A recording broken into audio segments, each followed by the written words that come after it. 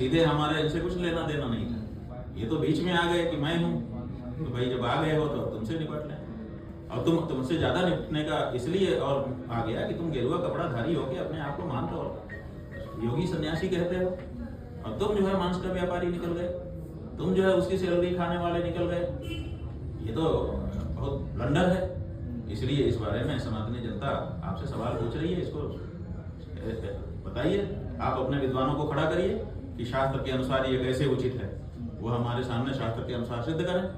हमारे विद्वान जब आप कहेंगे तो हमारे विद्वान आपकी बात को समझेंगे। अगर आप इसका जवाब शास्त्रीय रूप से दे पाते हैं तो फिर हम लोग और आगे बढ़ेंगे, और अगर नहीं दे पाते हैं तो आपको ये सब छोड़ना पड़ेगा। अब ये नहीं चलेगा कि साधु वेश में आप ये सब कर्म करें और फिर भी जनता आपको साधु मान के स्वीकार करे। महाराज जी, बस मेरा आखिरी सवाल। सीधे हमारे इनसे कुछ लेना देना नहीं था।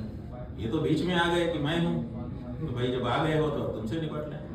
और तुमसे ज्यादा निपटने का इसलिए और आ गया कि तुम गेरुआ कपड़ा धारी होके अपने आप को मानते हो, योगी सन्यासी कहते हो, और तुम जो है मांस का व्यापारी निकल गए, तुम जो है उसकी सैलरी खाने वाले निकल गए।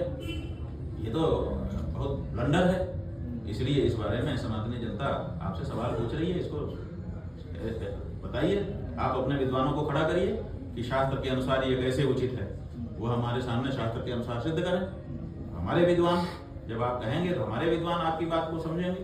अगर आप इसका जवाब शास्त्रीय रूप से दे पाते हैं तो फिर हम लोग और आगे बढ़ेंगे, और अगर नहीं दे पाते हैं तो आपको ये सब छोड़ना पड़ेगा। अब ये नहीं चलेगा कि साधु वेश में आप ये सब कर्म करें और फिर भी जनता आपको साधु मान के स्वीकार करे। महाराज जी, बस मेरा आखिरी सवाल।